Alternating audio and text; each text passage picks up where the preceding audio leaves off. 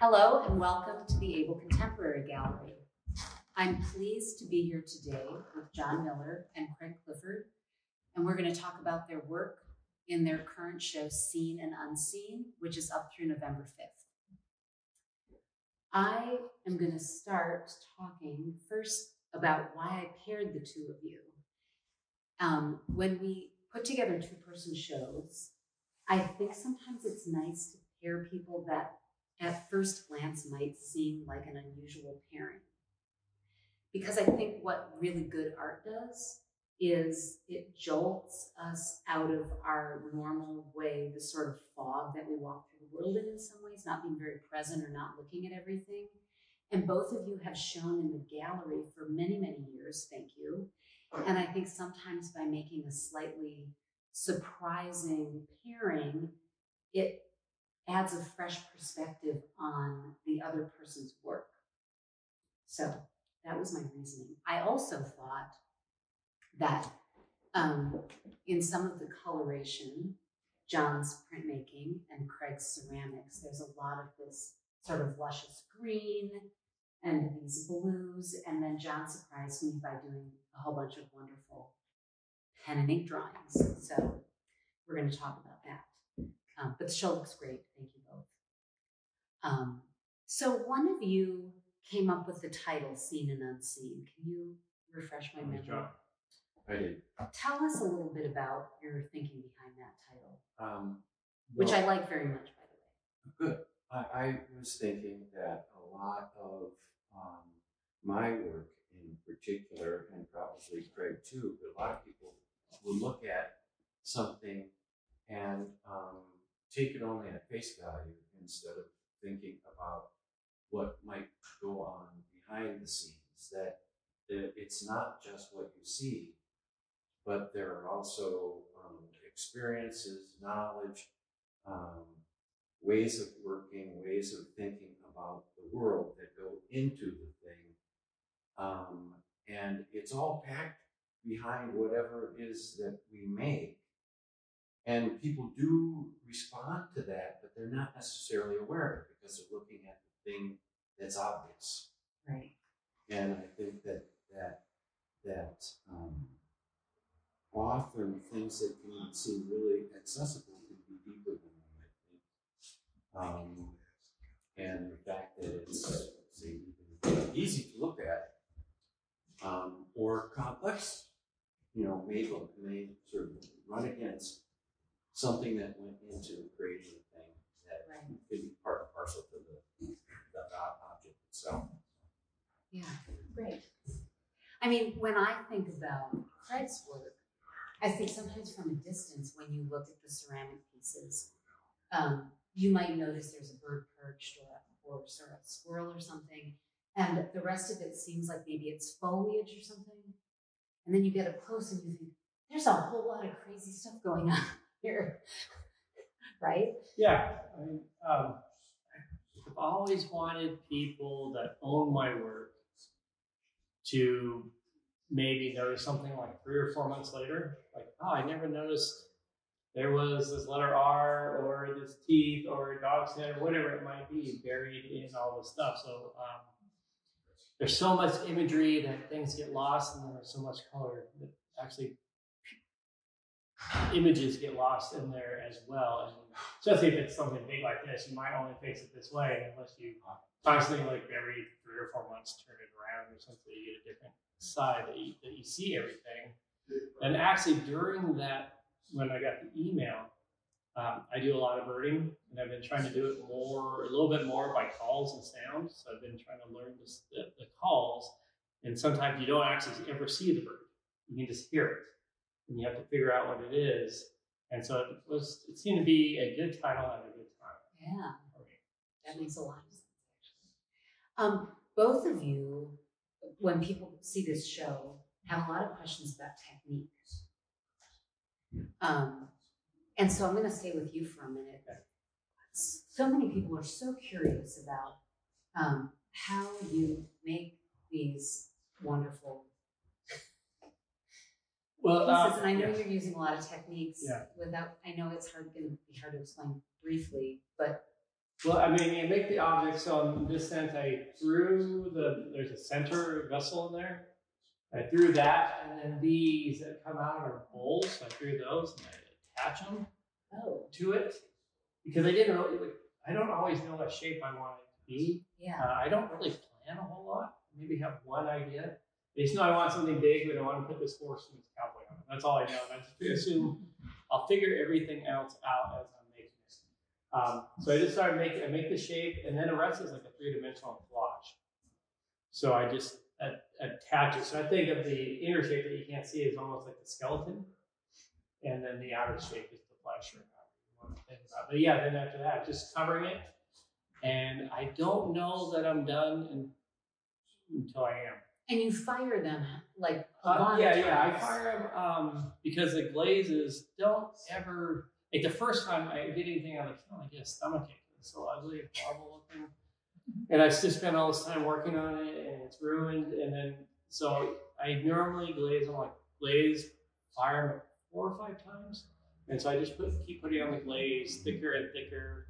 Sometimes I put on the yellow and it's too bright, so then I've got to go back and cover it up and figure out some other way of doing it.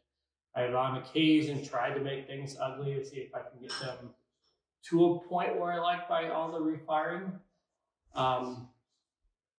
So yeah, just more a skeleton, and I just keep covering until it seems done. And the shapes, the little bird, the squished up face, I know some of those you found objects. Yeah.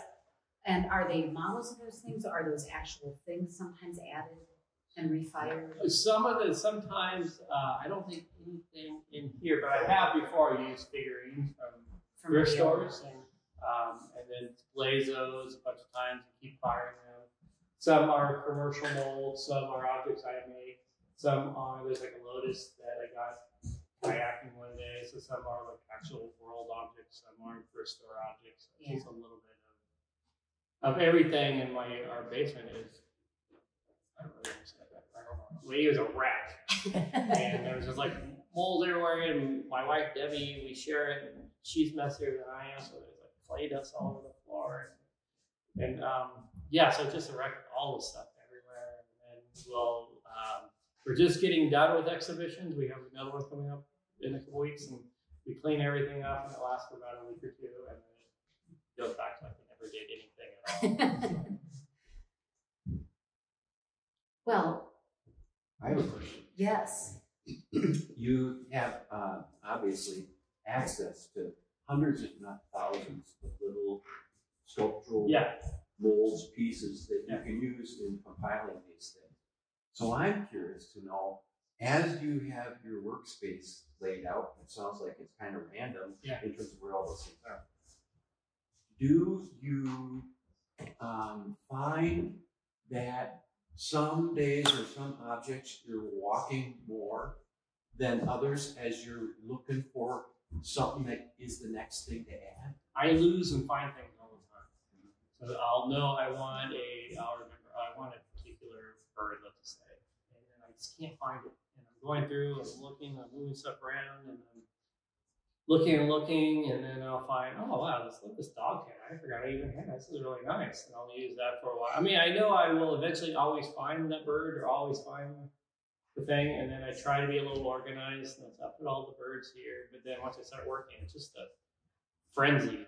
Because of the chaos, something actually good and surprising sometimes happens because you find something else while you're working away. Yeah. And and I always know I'll eventually find the thing I was looking for. It just might take 4 or 5 days. Yeah. And then by then it's fine. I'll use it in the next piece or whatever. So, John, how messy is your studio? I'm a small. Are you really? Yeah. I thought you were going to say the opposite. No, I'm a small. So did I. No, I think that, and actually there's a certain level of pride I take in realizing that people will look at my work and see it as being kind of tidy and neat. But I think I like pride in that. I've sometimes thought of myself as the Peanuts cartoon. strip. I'm like Pigpen. Yeah. So there's just stuff. I didn't know this about you. Yeah, when I was growing up, my mom eventually just gave me a place off in a corner of the basement that she wouldn't have to worry about. Yeah. And so I'd go there and I'd just make a mess and make stuff. It's my curse, I guess. Yeah. Well, obviously it works for both of you, because I think I know many artists who are on whatever continuum of messy to super, super tidy, and you get used to however it is that you work. And there's got to be something. I don't know if in the same way that you just described that, because of the sort of, let's just call it a little chaos in the studio, happy accidents happen. Do you think your chaos ever causes happy accidents? It would be a little different process, but so for example, one of the ways I figure out what next to do, I don't trust myself to logically plan out what I should be doing. It seems too logical. Yeah. Too analytical. So I have when I have ideas, I'll jot down on a little piece of, like, the newspaper might be in front of me, do a little drawing, rip it off and tuck it in my pocket. And at the end of the day, I might have 5 little drawings, and I'll tape those into a notebook. And then over time, flipping through it, I keep thinking about this sort of composition or this idea. I should probably do something with it, as opposed to saying, this is the next logical thing for me to do. Yeah. So in a way, there's something somewhat, I'm trying to let my right brain guide me as opposed to my left hemisphere. Yeah. So in a way, I'm operating in a somewhat similar way in that I'm also dealing, I don't even have those images all organized in categories. They're just on pieces of paper. So I have to look for the pattern myself, almost like I look through these little tiny thumbnails to figure out what I'm thinking. And there's a quote that I wrote down at the beginning of one of my sketchbooks that was by a guy named Ian Forster, I think his name was. And it says, how do I know what I think until I see what I say? And that's how that makes sense. I approach this. Yeah. I'm going to stay with you, John, for a minute. So we're looking at a color piece, but on the back of these walls, there's a whole wonderful series. There's ink, pen and ink drawings, which we haven't really shown before. And you told me when you dropped the work off about your parents inspiring the pen and ink. I think it's a wonderful story. And then it's about and then there's a number of pen and inks, but there's also a series about the Buford scale. Mm-hmm. So tell us all about that. And if you're watching this recording, you can see the pieces on the website. My parents loved to write, and my dad was a high school teacher, and he had always emphasized that if you can think clearly, you can write well. And so he was always trying to get each of his kids to appreciate good writing and also to write. And I was not a great writer, but my dad and mom would always love to write, freehand with fountain pens. And so there were fountain pens all over the place. And I have since inherited most of their fountain pens, and I've now bought additional fountain pens as I'm exploring this particular tool that was a tool my parents loved. They used to describe their thought processes that were verbal, and I'm using it in my way to describe things that are images, because I tend to think more along those lines. So in a way, I'm paying respect and homage to my parents by using not only their tools, but getting my own tools that are sort of from their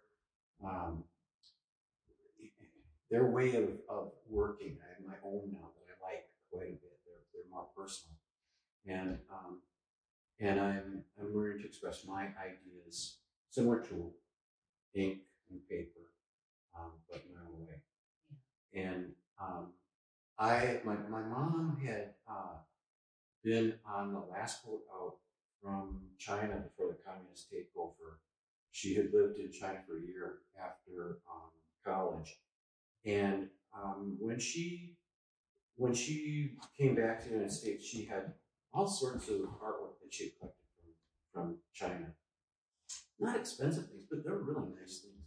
So I grew up in a household. We didn't have a lot of stuff, but we had all this Oriental art, and I learned to love Oriental art. And one of the things that's different from the European tradition about the art of the Orient is that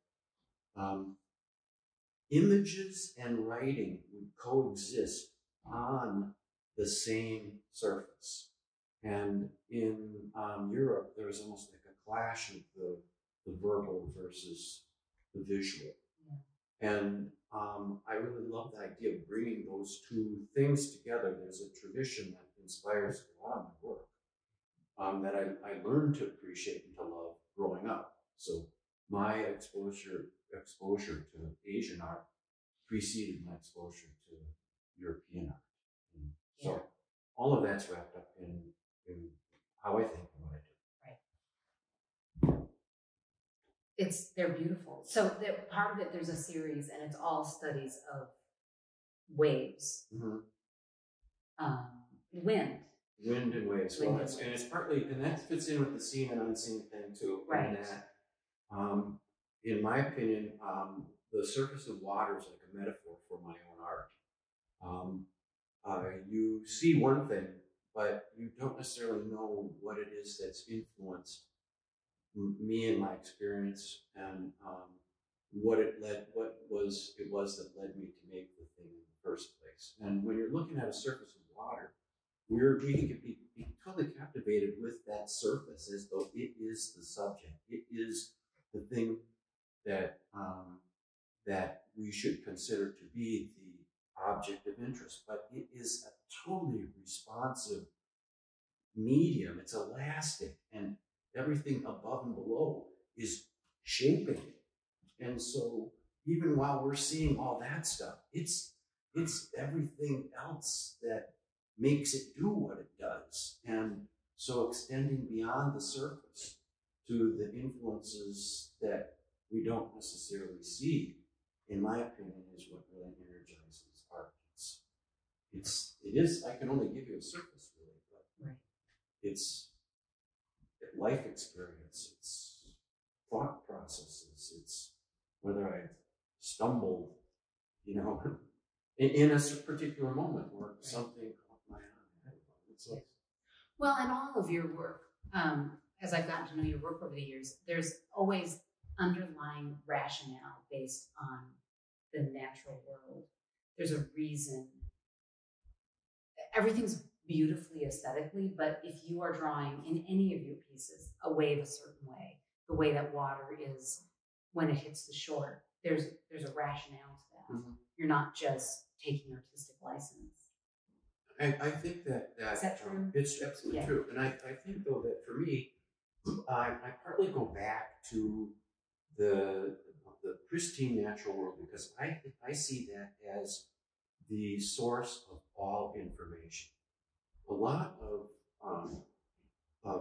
what many artists will do, they're building on something that's a tradition that exists, and so their art is inspired by that tradition, or it's inspired by say urban environments that are already pre-organized in a certain way.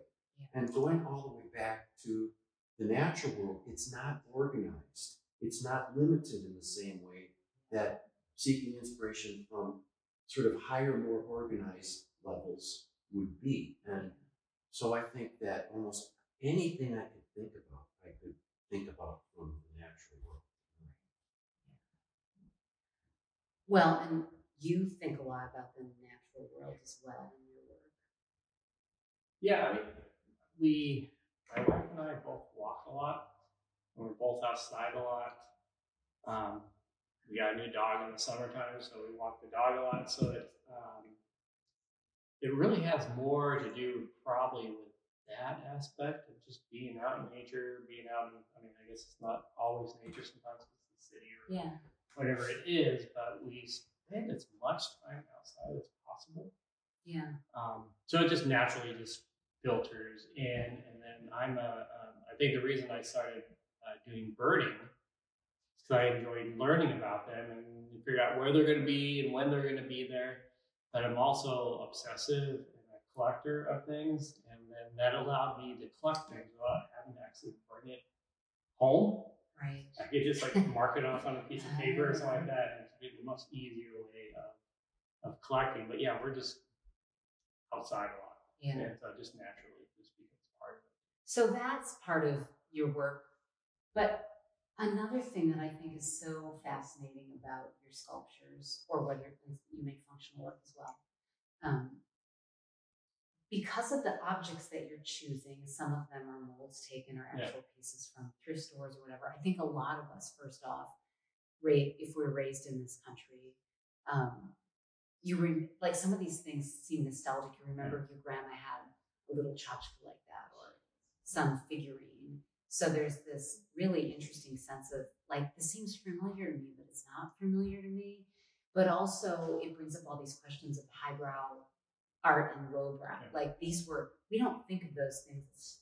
Oh, those ceramic pieces were little tchotchkes that my grandma had, and they're cheap, and now they're at Goodwill. But you're spinning all of that.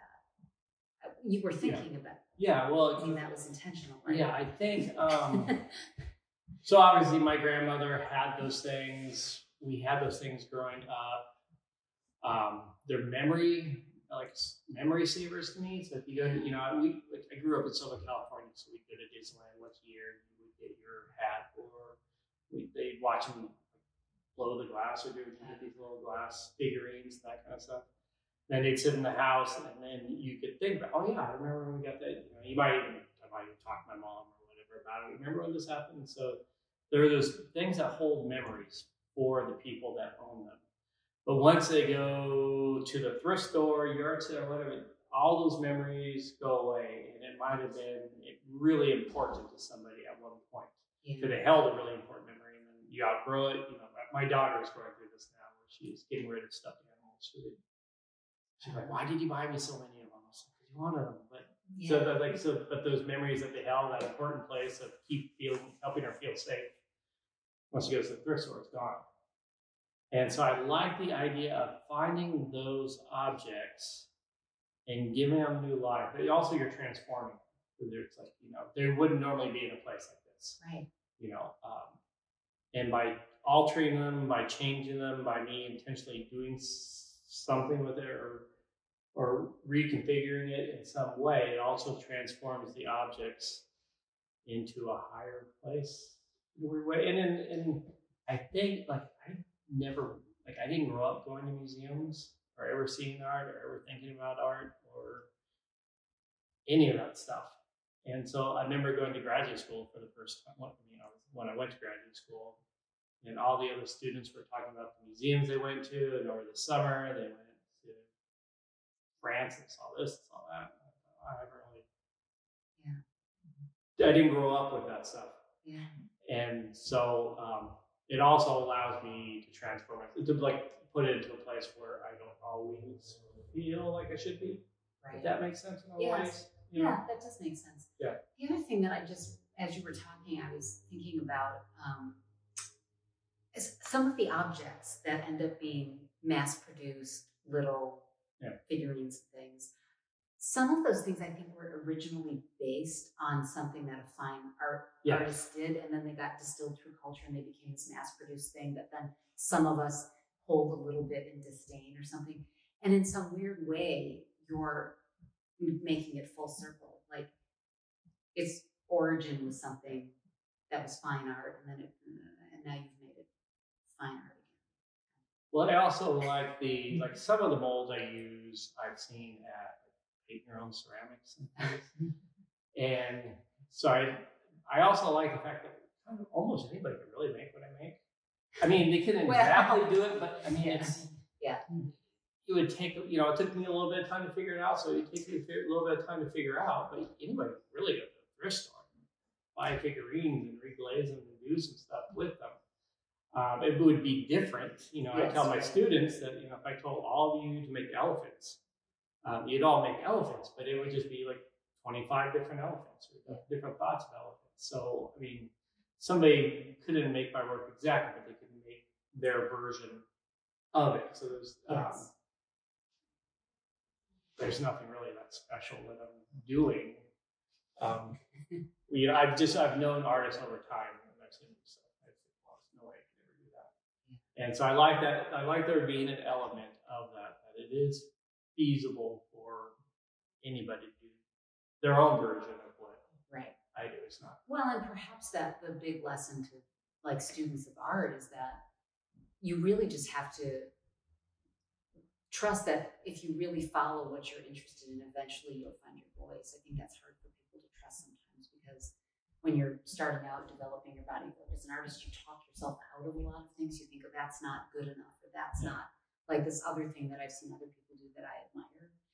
But you really just have to, because you've created sort of a singular aesthetic, which is super interesting, which is what a lot of professional artists, if we're lucky enough, do, right?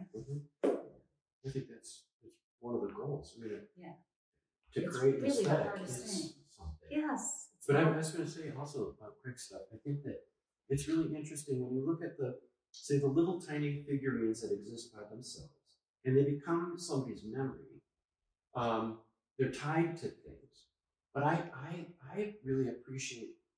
I think that what you're doing is it's like more the way memory and the brain works, in that they're compilations of all kinds of things. That's the way we think. That's the way we remember stuff. It's not all stacked and ordered and highly organized. If you think about a particular place or experience, it's everything all at once that kind of comes together. And in fact, it's hard to unscramble it, to explain to somebody what something's all about. And I think you found a way to use all these memory ideas and compile them so it's almost more like the way the brain actually works. Well, like I said, our daughter is 12 and a half. And so she's, over the last 2 or 3 years, it's gotten to the point where it's her own memories. And I didn't really realize, I don't think about this until you have it, but till she's like 8, it's all somebody else's memory. Not all of it, but it's like she went to Rome when she was 6, and most of the memories are stories she hears. Like we did this picture we were doing, whatever we did when we went to the Colosseum. There's a couple of things. I mean, the things she remembers are a pasta chef. She really loved this place that had this pesto. She'd eat it like literally every day if she could. And our friend's dogs. And everything else is like things she hears. So we're going back in January, and so I thought like this would be the first time when the memories are actually. She's old enough for the memories to be hers, and for the photographs to be hers, and for her to decide what's interesting to her before she was. It was all like probably super wild. She hadn't seen it, but she also didn't know anything about it. What does she know about the Colosseum or whatever it is? So yeah, I mean, just through her, I think I look at memory differently than I did before. That's so interesting. That was a great observation. It made me sound smart. Yeah. I knew what I was doing. So there's a piece in the show, John, that you refer to as a self-portrait, but it's a landscape. Yeah. What made you feel like that particular landscape? Was it about a particular location or the making of the piece? It's not even that particular piece. It's my feeling that all art is in essence self-portraiture. So no matter what we do, it's some sort of surrogate stand-in for who we are, what we think about. And so it doesn't matter what the subject is. You don't have to do a self-portrait that's your face. You can do a self-portrait that is, it shows the spaces you occupy. You can do a self-portrait that is a compilation of all kinds of things: your workspace, your house, your neighborhood. Yeah. And you could do it abstractly. You could do it any number of different ways. But I think that artists, we almost can't make something that's not of us. It's not reflective of who we are. Right. And I think that the better an artist is, the easier it is to see this is distinctively Craig Clifford, for example, right. You know, or John Miller, trite. You know, it's partly what it's all about. But no, that was a little bit of a tongue-in-cheek thing because I happen to love to travel by canoe in wilderness areas, and a lot of my ideas come from those experiences, and it's partly in those places I find that I'm operating in almost like the biggest intuitive mind sense that I can. I have to be constantly aware of what's around me. I can't be distracted by internal dialogue. I have to pay attention to the weather, to all kinds of things that make me like an animal in the real world. You know, when Craig was talking about going for walks with the dog, I think one of the cool things about doing something like that is you also see what the dog sees.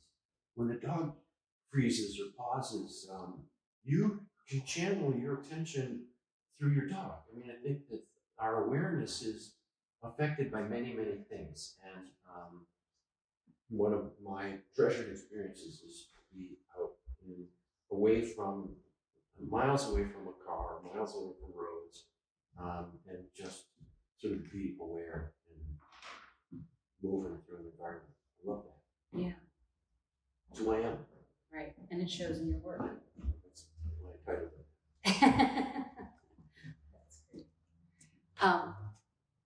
Craig, you make functional and sculptural work. So when you're in your studio, do you go in with an idea and think, today I'm going to make, I mean, I know that sometimes as a professional artist, you have requirements. I mean, let's take some of the romance of it. Like you have commitments. So you are going to be in a cup show at the Contemporary Gallery. You have to make cups. But do you go down with very specific ideas? Are there ever times you go down and something becomes something other than what you thought it was going to be? Well, you know, even when I'm making functional work, I don't really care if it actually works. You know, I don't care if the teapot. I mean, teapots I made in the show, they pour. Right. I don't expect anybody to ever use it. Yeah, someone asked me that, and I said, well, you. Yeah, I mean, they have holes and they pour, and you hold the lid on, whatever. They're glazed on the inside. Yeah. And, so I don't really care about the function. I like the idea of function because we have a relationship with all this. You understand how a teapot works. So even if you never actually pick it up, you have that, there's still that thought and memory in your mind. When I go into the studio to work, I generally will think, I'm gonna make this big thing, I'll put a horse and a cowboy on it. And then I just trust the fact that I will figure everything else out as I am going. Yeah. I don't really know what else I'm gonna do, but it's like as I'm going, I'll figure it out. I'm not too worried about it. And then in the process of making this, or whatever the piece might be, I might think, I like how the squirrel really pops out, or this scale between the squirrel and the bird, how they're kind of the same scale. I'm gonna make something with two other objects that is, like I use a little rhinoceros a lot, and I'll put him next to a bear. And it'll be a funny scale thing because it's like we expect to see like the bear to be really close to us and the rhinoceros to be really far for them to be. And so I'll put them just like an inch apart. And so nobody else cares about it. Just like some dumb joke I think is funny. But that's all I know I'm going to do on the next piece. Yeah. And then I'll figure the rest of it out while I'm making it. And then during that process of making whatever that is, there'll be some other aspect of it, I'll think. For the next one, I'm going to do that on the next piece. When I'll know it's going to be, I don't know, like a wall piece or a teapot or this or that. And I know what the shape is going to be, and I know I'm going to have this one aspect of it. And in my mind, that's the main part of it. And then everything else. Like it's like when you're talking about, John talking about, eventually you trust yourself that I will figure it out. Yeah. Because you've done it enough times. Yeah, and you know, I teach, and so that's the thing I know. So I'm teaching the students have to like, trust it. I don't know how it's okay. Just keep making it, and if this one doesn't work out, you'll figure it out for the next one. Yeah. You've been teaching much of your career, correct? Yeah, I've been teaching since 1997, more or less. I think when I was an undergraduate, I was a teacher's assistant a lot, so I'd be in the classroom with them, and then once I was in graduate school, you start teaching. Yeah. So yeah, quite a while. Yeah. Do you feel like that informs your work in any way? Oh yeah, I mean, it's like, because especially when in the beginning classes for students that haven't done ceramics before, because when you're in ceramics, there's lots of rules. You can't do this, you gotta do it this way. And I know plenty of ceramic artists that are just very dogmatic about how it's the only way you can do it. You cannot do it any other way. Yeah. And so you're kind of going through school, you learn some of that, and this is how you do things. And then a student will be working on their thing outside of class, and I'll come to next time they've done it. I don't know if this is going to work or not. And I tell them, I don't know, but we're going to find out and see what happens. Yeah. And most of the time it works. And then I think, oh yeah, I can do that. Yeah. Like I can steal whatever that idea is. I can, whatever rule I've learned I can't do, I can actually do it. Right. And it's okay. Well, and how good for the student that you don't just say no to them at the beginning, Where I went to undergraduate school, Tony Marsh was like the main professor. And the studio was kind of chaotic in a sense. And there'd be times where like a student really wanted to do something, he'd be like, let's do it, let's figure it out. We'll just figure it out. And it doesn't, you can leave it here in the middle of the classroom. All the other students will work their way around it. But you need to do this sort of thing. And then there was another place I taught at, and that I was just an adjunct. I was kind of like a part-time person. I taught one class, and the main person would measure everything. If it wasn't perfect, it wouldn't be fired. You have to go tell the student, no, you did it wrong, because it can only be 12 inches tall. That's how tall the brick is. And so one studio was way more creative. And again, not everything worked out. Sometimes messes were made, sometimes like shelves were ruined or whatever it might be. And Tony would be like, okay, throw it away, make another one, but what did you figure out, sort of thing. And then the other studio was the total opposite, and people felt very much more restricted in what they did. And so there's like a fine line of keeping things sort of clean and sort of organized, because there's like health reasons, dust and all that kind of stuff. And but it still allowed the students to go, I don't know. Like I had a student try to fire antlers. Can I glaze these and fire them? I said, I don't know, let's do it on the weekend in case they stink. That doesn't smell up the whole room. So you kind of have to do it that way. But again, it's like people just need that freedom to know that it's okay if they make a mess, it's okay if something blows up, it's okay if this fails, it's okay if we get glaze on the shelf, whatever it may be. Let's just go ahead and do it, find out. Yeah. There's a lot of rules in printmaking as well. Do you find that you break any of those rules? Well, I try to. Good. Yeah. I'm also cheap, and so I'm constantly trying to find new ways to do old things, and do it less expensively or in ways that make me feel like I'm more directly expressing my line, for example, my hand. So I'm constantly messing with stuff. Yeah. Make my own stuff. Sure. But there's some things that I think I'm not likely to mess with. Like I always try to use paper that's going to last. Sure. I'm not fast and loose with printing inks for the same reason. Right. So there's some things I don't mess with. But, but I'm always trying to find a way to do something that I think I can do without necessarily paying attention to how other people have done it. Yeah. Good. Does anyone in the audience have any questions for these two? Lee. I'd like to ask Craig, since you have so many surfaces and so many intersections, is firing these very difficult? Do you have to do special precautions on firing?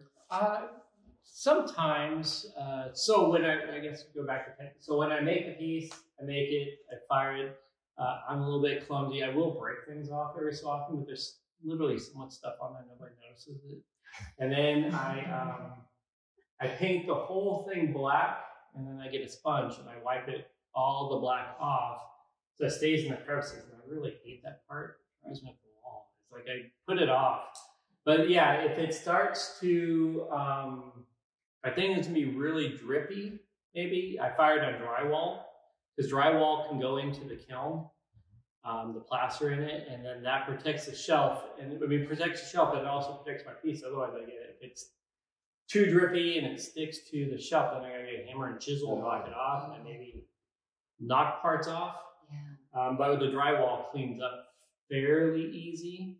And then if I do have a big drip that sticks, and I have to grind it away, then I'll downfire it to a lower temperature just to clean up that those grinding marks. And then obviously the more I fire it, the more I layer in glaze, the more the glaze starts to run. So I do have to be careful. I have to pay attention to that. Because the drywall just sort of chips off as then you're left with a little plaster on it. Yeah, I mean, there's a little bit of drywall and cleans up, but it just easier to clean up, and I generally don't lose like a big chunk of my piece. Yeah. Yeah. Anybody else? I want to ask, how do you deal with composition? Oh, I don't, I guess. Like I said, I kind of always have, I mean, there's like a visual balance that I want. I play like the game with like the scale. Like if I have this rhinoceros, which we know is gigantic, and next to this bear, so I'm gonna set them like this. Or if I put something, but sometimes I try to throw it off, and sometimes it's a balance. There's this wall piece over here that has a smaller deer and a larger deer. So smaller deer is on top and larger deer is on the bottom. And in my mind, I mean, talking about water, I kind of think of it like one of them is the reflection of the other deer. But it's just more of a visual balance as I am going.